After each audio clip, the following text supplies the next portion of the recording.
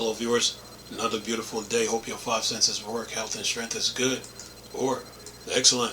What? It says Rainbow Six Siege and GTA 5 now playable on Steam Deck despite anti-cheat. GTA 5 Enhanced and Rainbow Six Siege are now have Steam Deck playable ratings despite their online modes being blocked by BattlEye anti-cheat. And then it says Valve has just issued an update to its Steam Deck compatibility ratings for GTA 5 Enhanced and Rainbow Six, declaring them both playable.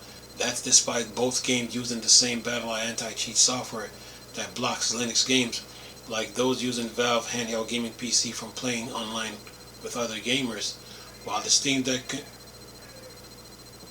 Steam Deck continues to be the best handheld gaming PC, most gamers consistency with the platform verification rating has been a problem for some time. While GTA 5 Enhanced main offline mode doesn't require anti-cheat, GTA Online does, as does Rainbow Six, leaving the question mark over why the rating has been changed. And it says here the rating for both games were updated earlier today without any additional guidance from Valve regarding the playability of either game online. SteamDB page for both GTA 5 Enhanced and Rainbow Six Siege now shows the compatibility entries for both games were updated at exactly the same time. It means that GTA 5 is now listed as playable on Steam Deck for the first time since the non-enhanced version lost its Steam Deck playable rating when the BattlEye anti-cheat was added to the game in September 2024. Then it says good news for gamers. Well, not really. I have mentioned GTA 5 Enhanced is theoretically playable offline in the core offline game, but the GTA Online experience is too firmly integrated into the game to simply disregard the rating. Just doesn't make sense.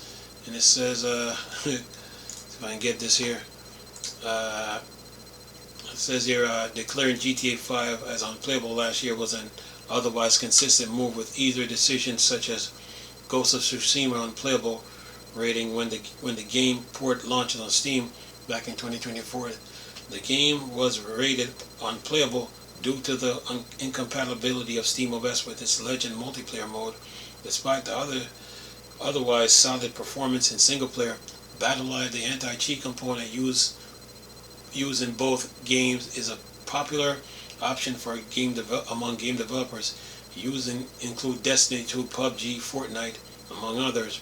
While BattlEye does technically support Linux, it's up to the developer to add the support for it in their games.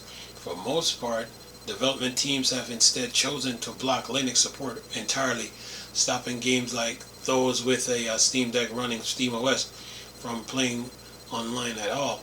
That's why the change in Steam Deck compatibility for both games is a confusing one that makes the system even less consistent than before.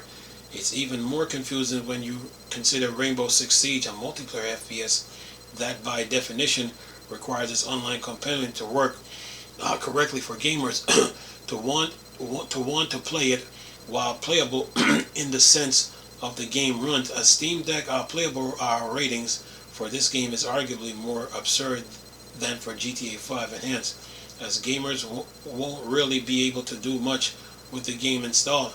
It says outside of the update, Valve hasn't made any public comment about the playability of both games. While an update to BattlEye to support Linux in both games would be vastly welcomed by Steam Deck gamers, it's very unlikely that we'll be seeing that here. For now, if you're a Steam Deck gamer, you want to play these games online, you need to install Windows on the device to do so. If you're going to if you're new to handheld, you might want to consider a Windows option like Asus ROG Ally as an alternative, which won't have the anti-cheat compilation you're seeing here. You can check out our Asus ROG Ally review about the powerful Steam Deck competitor. Well, at least you know the developers are the one that's making that decision. You know, the Steam Deck can't run the game, so it's the developer. So you really can't blame Valve for this. It says here Steam Deck compatibility. Valve testing indicate that Tom Clancy Rainbow Six is playable on Steam Deck. The game is functional on Steam Deck, but might require extra steps to interact with or configure. Entering some context require manually invoking the on-screen keyboard. Some in-game text is small and may be difficult to read. AI functionality is accessible when using default controller configuration. The game shows Steam Deck controller icons. The game default graphics configuration platform well on Steam Deck. Well, they work for now. So it's the developers. Now remember, when the Steam Deck came out, Valve was telling the developers all they have to do is check the little box, and the game will work. But some developers use that as a way to try to make it look like the Steam Deck couldn't run the game when the Steam Deck can run the game.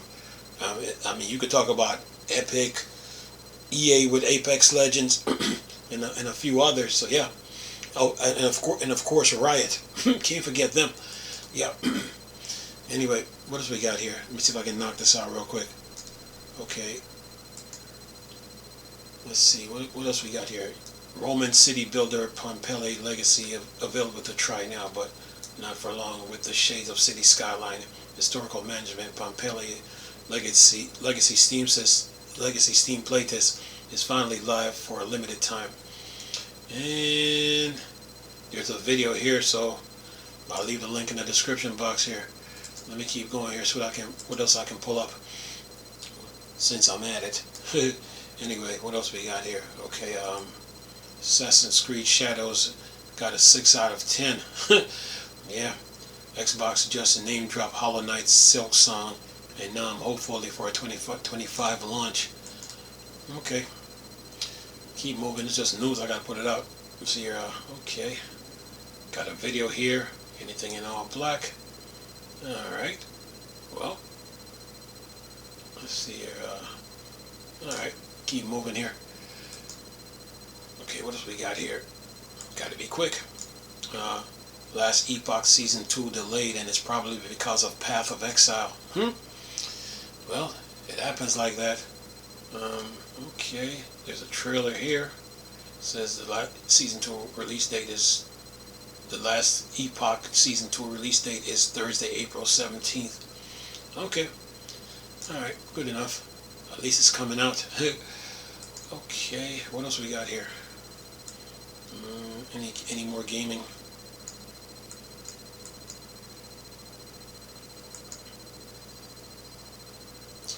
Brutal and Bleak, one of the best new FPS games of 2025 is here, and it costs $3. Okay, who's selling this? This must be... Oh. Okay. This is on Steam. It's on Steam. $2.99. Alright, keep moving. What else we got? Okay, what's this? Half-Life RTX demo, 5 times more HD space than Half-Life 2. Well, I did say video games is high maintenance, you know. Let me get this here. So, alright, there's a demo here. And it says it's available now, but you need 40 gigabytes of hard drive space to download it. Alright, keep moving. Alright, man, I got you guys covered, man. You know the deal. Let's see here.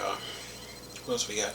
Gotta keep moving. 33 Immortals Early Access Review, a must-play roguelike with MMO style raids. The Spiritfarer team first multiplayer game is a roguelike MMO that great fun, which whether you're with your friend or a group of wandering souls. Okay, alright. Okay, let's see. Anything in all black? Yeah. Alright, keep moving. Gotta knock this out real quick. Yeah, gotta do that. Just the way it is. Let's see here. What's this? Battlefield 2042 is back with an all-new event, game modes, and robots to shoot. Call of Duty and Battlefield, man. Still going. Battlefield 2042 new War Machine event is running from Tuesday, March 18th to Tuesday, April 15th. with 3 new modes and an event pass available. You can event pass available. You can even grab the BF 2042 for $479 until March 20th if you're new. All right, keep moving. Let's see what we got here. What else we got here? What's this? Yeah, gotta put content out, man. Okay, the day before, Devs is apparently suing a website for calling the game a scam. Oh boy, what did you got a trailer here? Let's see here. Let's see here. Fantastic creator of infamous survival game The Day Before is allegedly suing a publication who called its 2023 shooter a scam. It says after years of hype, Thursday, December 7th, The Day Before was finally released. Immediately, it was clear that something was wrong. A lot of players couldn't get into lobbies.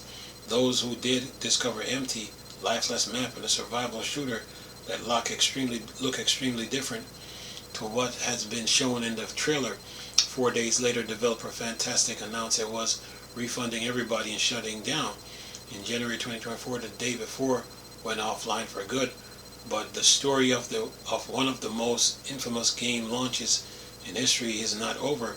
Fantastic is now allegedly suing an online publication for calling The Day Before a scam. It says despite what is said in short after launch day 2024, Fantastic is not actually dead.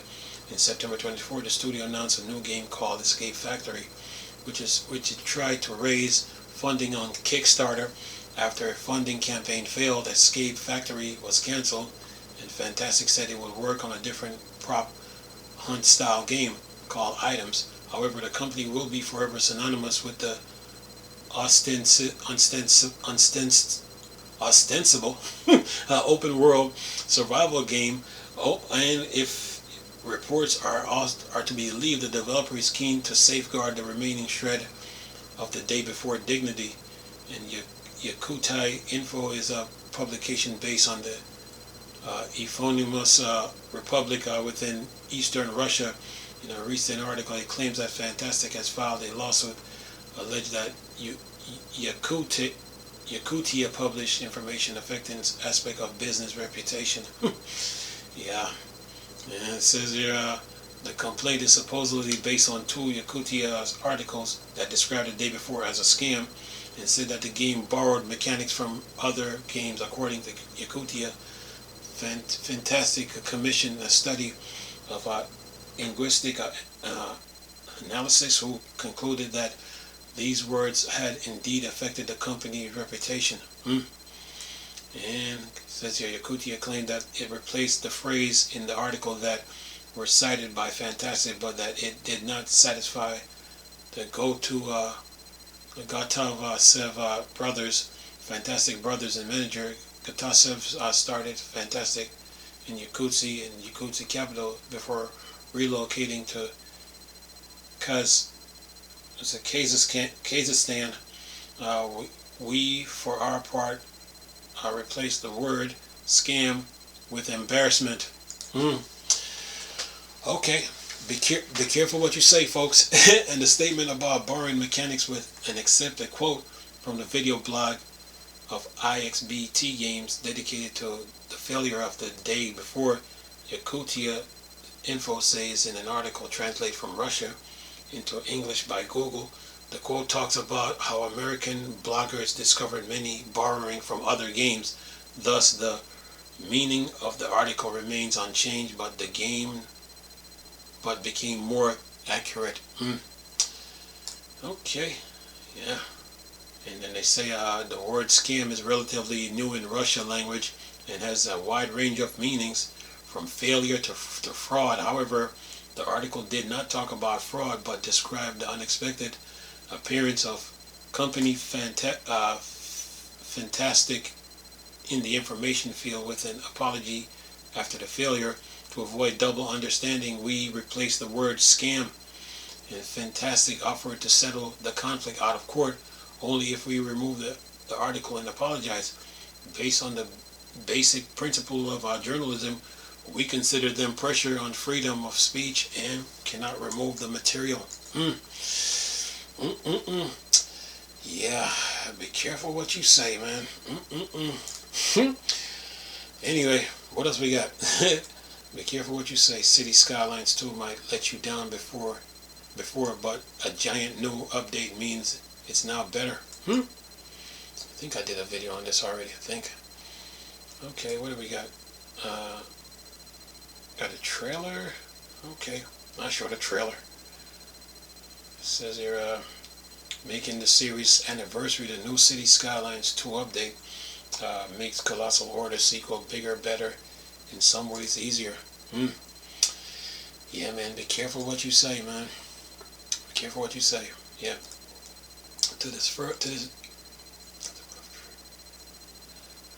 Oh, man. Got to be careful, man. What's this? What's this? A new PoE Ascendaries being teased. Got to be careful. It's kind of like when you go on YouTube too, you know, and you tear a game down.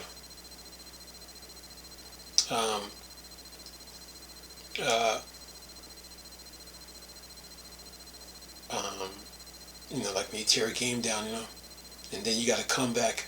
It's kind of like, I didn't like when when people were attacking Suicide Squad, because like the game, they attacked it early because the game, a lot of people haven't even played the game yet, and then people were probably basing their decision, you know, like based on what, you know, what a reviewer said about the about the game, you know. Path of Exile 2 Next Ascendancy is being teased, and players have theories. Grinding Gear Games, another Path of Exile to Ascendancy ahead of the 0.2 imminent launch, which will transform the growing ARPG. Alright. Well, let's see, they got a trailer here, so they got the updates. They got a video here, I will leave it. Anything in all black. Yeah, okay. Gotta make this quick. Yeah, man. What's this one? I see some horse. What's this? Kingdom Come Deliverance 2 makes its desirable Twitch drop rewards available to all, but there's still some hope. You'll need to jump. Some hoops you need to jump through. Oh man. Let's see. You can now complete the quest to earn Kingdom Come Deliverance 2 previously exclusive Twitch drop rewards, but you need a pros account. Okay. Got a video here. See what they're talking about.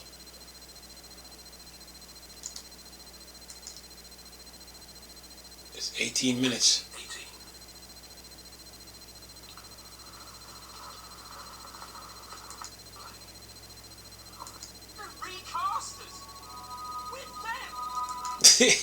Anyway, it's 18 minutes long. I'm gonna leave the video into this. Leave the link in the description box. Yeah.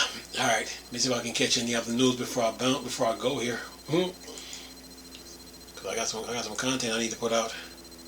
You know how it goes. Okay. Oh yeah. Trying to make it work here. Let's see here. What do we got?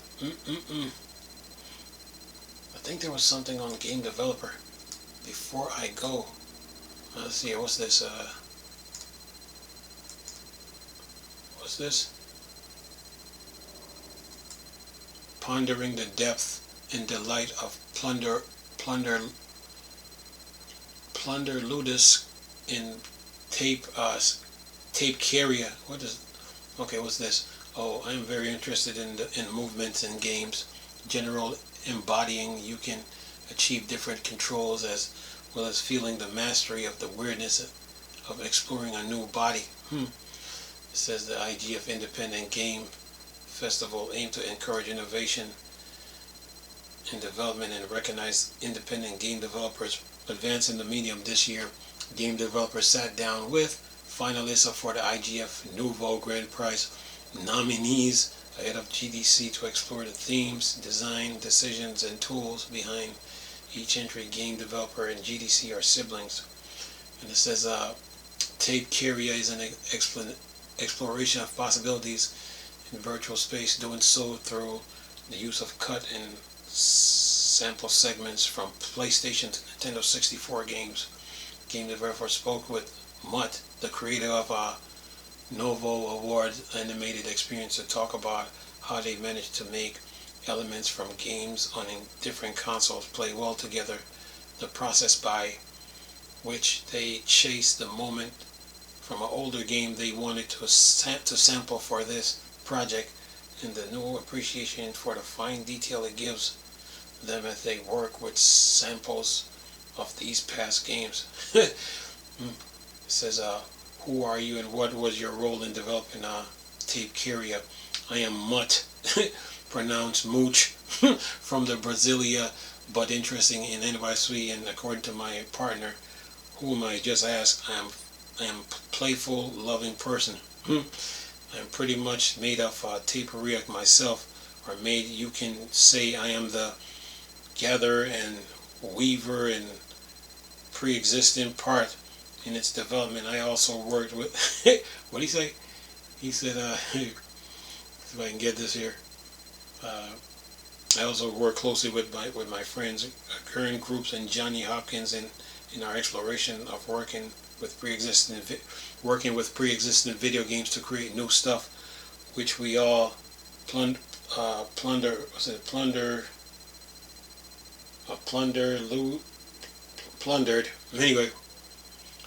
Anyway, it's an interview, but I could go through it. But anyway, what's the other one here? If I can get this. What's this? Silent Hill 2 remake invokes finding good enough and not enough elements of the classics. Yeah, video games. I'm gonna leave the article in the description box. What he says, says here, Silent Hill 2 remake, senior level design, Anna Porska, Cybiz, breaks down the process of preserving what's great about classic and finding places that needs real innovation. Well, it's like an interview. It says here, in the area of remakes, developers have come under fires and again for rehashing classic titles instead of pioneering new ideas. However, taking a beloved game from a different era and reimagining it for a modern audience is no small undertaking. Devs have to preserve everything that was amazing about the original story and gameplay while polishing areas that might have been held back by technology capabilities of the time. At GDC 2025, and Porska, Cybiz, senior level designer at Bloober Team, gave us the inside look at what's required to take an already beloved game and capture its new heights, discussing the difficulties faced when building levels on Silent Hill 2. As indie hard fans of the 2001 hit, the weight was heavy on her shoulders as she set out to rebuild a place treasured by horror fans around the world. Yeah, I mean, they say Oparska, Cybiz started the breakdown with surprising point fans' theories. One of the hardest things developers face when remaking games as popular as Silent Hill 2 is the relationship players have built with the story. She stated that remembering is caring, admitting that the developer do look at theories players share online, taking those perception into account when restructuring the story. Well, just look at Final Fantasy VII Remake. That's all you need to look at. That's proof enough. Like I told people, when those games were on the smaller consoles, the hardware was limited, so you had to use what you got. Now that you got a bigger console now, say like a PS5, you can expand on that environment, or Xbox Series X, you can expand on those environments. So yeah, just look at Final Fantasy VII Remake. That says it all in a nutshell. Alright. Well, anything else on the gaming news before I go? Yeah, and I'm putting this out. I'm not waiting till tomorrow. I'm putting all this out. Anyway, That's all the news I got to report on the gaming front. And hope you guys enjoyed the video. Nice talking to you people again. Crystal, Star Wars, Star Trek thing, Borg, Dark Side. Go. Peace.